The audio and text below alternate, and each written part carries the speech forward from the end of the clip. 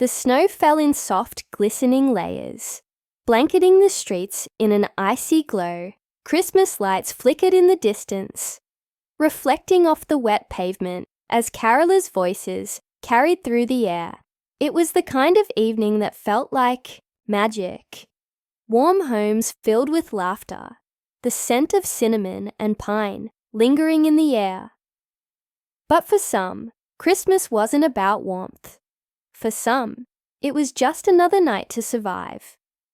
Ethan pulled his jacket tighter around his thin frame, his breath forming little clouds in the freezing air. He was only 12, but he understood more about struggle than most kids his age. He and his mum didn't have much, but she always reminded him that kindness was more valuable than any gift under a Christmas tree. That's why, as he walked down the street, hands shoved deep into his pockets, he didn't hesitate when he saw the man sitting on the curb. The man looked tired, his shoulders slumped, his face rough and weathered by the cold. A thin blanket was wrapped around him, barely enough to shield him from the night's bitter chill. His cardboard sign lay in his lap, words written in shaky black marker. Just need a warm place for the night. God bless. Ethan swallowed hard. He had seen homeless people before, but something about this man struck him differently. Maybe it was the way he wasn't begging, just sitting quietly, hoping someone would care. Maybe it was the way his eyes, dim but kind, lifted slightly when Ethan stopped in front of him. The boy hesitated, then reached into his pocket, pulling out a few crumpled bills. It wasn't much, just the money he'd been saving up from chores. Enough for a few snacks, or maybe a small gift for his mum. But right now, it felt like it belonged somewhere else. "Sir," Ethan said softly, holding out the money. "I don't know if this is enough, but maybe it can help you get a motel for the night." The man looked at the cash, then up at Ethan, his expression unreadable. For a moment, he didn't move, as if he couldn't believe the boy was serious. Then slowly, his hand reached out, fingers trembling, as he accepted the money. "Son," his voice cracked. "You don't have to do this." Ethan shrugged, trying to ignore the lump forming in his throat. "It's Christmas. Nobody should be out in the cold." The man exhaled sharply, like he was trying to hold back something. Grief, gratitude, or maybe both. "Thank you," he whispered. "I don't even know what to say." But before Ethan could respond, a voice cut through the quiet. "I saw what you just did." Ethan turned, startled. A stranger stood a few feet away, watching them. He was older, maybe in his late 40s, dressed in a dark coat with a sharp but kind expression.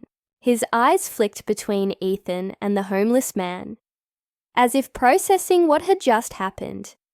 Ethan shifted nervously. Had he done something wrong? Was he not supposed to give money like that? The man stepped forward, his hands in his pockets. "Most kids your age wouldn't even stop to notice," he said. "But you just gave away what you had without even thinking about yourself." Ethan didn't know what to say, so he just nodded.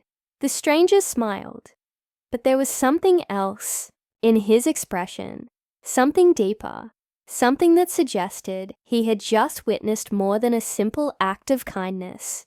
"You know," he said, "I think I have something for you too." Ethan blinked. "For me?" The man nodded, reaching into his coat. And in that moment, as the cold wind blew through the empty street, something shifted, something neither Ethan nor the homeless man could have predicted, something that was about to change everything. Ethan's fingers curled slightly in his jacket pocket as he watched the man reach into his coat. His heartbeat picked up, not from fear, but from the strange weight of the moment. Who was this man? Why had he been watching?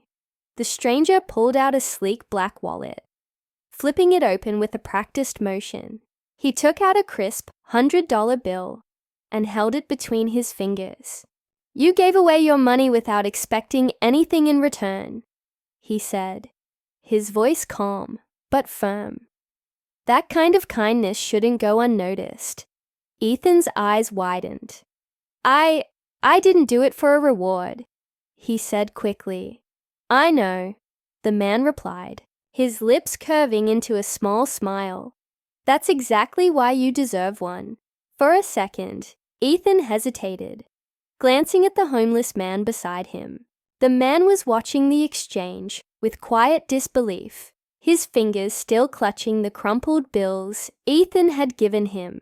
Take it, kid, the man finally said. His voice was rough, but there was something almost fatherly in the way he spoke. You didn't have to help me, but you did. Let someone do the same for you. Ethan reached out, his fingers brushing against the bill. It felt wrong to take it, like it would erase what he had just done. But before he could decide, the stranger tucked it into his hand and patted his shoulder. Pay it forward however you think is best, he said. That's what Christmas is about, isn't it? Ethan nodded slowly, still unsure what to say. He had spent weeks saving up that money, thinking about what little gift he could get for his mom. Now, in a strange twist of fate, he had more than he started with. But something about this didn't feel like luck. The stranger gave them both one last nod before turning and walking away. He didn't say his name, didn't ask for thanks, just disappeared into the snowy night like some kind of guardian angel. For a while, Ethan and the homeless man just stood there in silence. The city buzzed around them, people rushing in and out of stores, couples laughing, kids running down sidewalks in oversized coats. But here, in this quiet little pocket of the world, it was just the two of them, connected by something Ethan didn't quite understand. What's your name? Ethan finally asked. The man exhaled, his breath visible in the cold air. Jack. Ethan nodded. I'm Ethan. Jack smiled faintly. Well, Ethan, I don't think I've ever met a kid like you. Ethan shifted on his feet, embarrassed by the attention. Are you really going to get a motel for the night? Jack nodded, glancing down at the money in his hands. Yeah, I haven't slept in a real bed in a while. His voice was thick with something Ethan couldn't quite place. Regret? Relief? Do you have family? Ethan asked hesitantly. Jack's smile faded. He looked away, his fingers tightening around the bills. Not anymore. Ethan's chest ached at those words. He wanted to ask more, but he wasn't sure if he should. Jack seemed lost in his thoughts, his face a mix of sadness and something else, something darker. Why are you out here? Ethan asked, softer this time. Jack let out a slow breath. Life doesn't always go the way you think it will. He turned to look at Ethan, his eyes sharp but tired. One wrong turn, one bad decision, and suddenly, everything you had is gone. Ethan swallowed. He was just a kid. He couldn't pretend to understand Jack's pain, but he did understand loneliness. He knew what it felt like to see his mom struggling to make ends meet, to feel powerless when things got hard. Jack sighed and shook his head, as if trying to shake off whatever memories had crept in. You should get home, kid. Your family's probably waiting for you. Ethan glanced at his phone. It was getting late. His mom would be worried, but something held him in place. Come with me, he blurted out. Jack's eyebrows lifted. What? My mom and I don't have much, but we always have extra food. And she's always saying Christmas is about sharing what you have. Ethan's voice was firm, but inside, his heart pounded.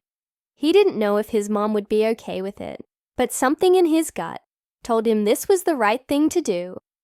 Jack let out a short, almost disbelieving laugh. Kid, I appreciate it, but I don't think your mom wants a stranger showing up on Christmas Eve. "You're not a stranger," Ethan said simply. "You're Jack." Jack's lips parted slightly, as if he wasn't sure how to respond to that. Ethan stepped closer, his eyes pleading. "Please, just for dinner. You don't have to stay long." Jack hesitated, looking down the street as if weighing his options. For a second, Ethan thought he was going to refuse. But then, slowly, Jack nodded. "All right, kid, just for dinner." Ethan grinned. "Okay, let's go." As they started walking, the city lights glowing all around them, Ethan had no idea that this simple invitation was about to change all of their lives in ways they never could have imagined. Ethan led Jack through the snow-covered streets, the warmth of nearby homes spilling onto the sidewalks. Christmas decorations lit up windows, casting colorful reflections on the icy pavement. Jack walked a step behind Ethan, his hands buried in his pockets, as if unsure whether he was really supposed to be there. "You don't have to be nervous," Ethan said, glancing up at him. "My mom's really nice." Jack let out a small chuckle. "It's been a long time since I sat at a family table." Ethan nodded, but he didn't pry. He could tell Jack wasn't just talking about time. He was talking about something deeper, something missing. When they finally reached the small apartment building, Ethan fished his key from his pocket and unlocked the door. Inside, the scent of cinnamon and something warm, maybe soup, filled the air. The living room was cozy, decorated with a tiny Christmas tree. A few wrapped gifts tucked underneath. It wasn't much, but it was home. "Ethan," his mom's voice came from the kitchen. She stepped into view, wiping her hands on a dish towel. "Where have you—" She stopped mid-sentence when she saw Jack. For a brief moment, there was silence. Jack shifted awkwardly, but Ethan stepped forward. "Mom, this is Jack. I met him tonight, and he didn't have anywhere warm to go. I told him he could have dinner with us. That's okay, right?" Ethan's mom studied Jack, her eyes scanning his worn clothes, his tired face, but then something softened in her expression. She exhaled, then smiled. "Of course. Come in. Dinner's almost ready." Jack hesitated before stepping inside. "Thank you, Mom." She waved off the formality. "It's Christmas. Nobody should be alone." Jack sat at the small table while Ethan helped set out plates. The food wasn't fancy, just some soup, bread, and a small roasted chicken. But to Jack, it looked like a feast. He held the warm bowl in his hands, as if just feeling the heat was enough to remind him of something long forgotten. As they ate, the conversation started slow, but soon Jack found himself talking. Not just small talk, but real talk. About his past, his mistakes, how life had unraveled in ways he never expected. He had once had a family, a job, a home, but one thing led to another. A bad decision, a stroke of bad luck, and suddenly everything was gone. Ethan listened intently, and his mom did too. She didn't judge, she didn't pity, she just listened. When the meal was over, Ethan's mom disappeared into her bedroom and returned with a folded blanket and a spare pillow. "It's not much, but you can sleep on the couch tonight," she said. Jack looked at her, stunned. I don't know what to say." "You don't have to say anything," she replied with a gentle smile. "Just rest." For the first time in a long time, Jack felt something he thought he had lost: belonging.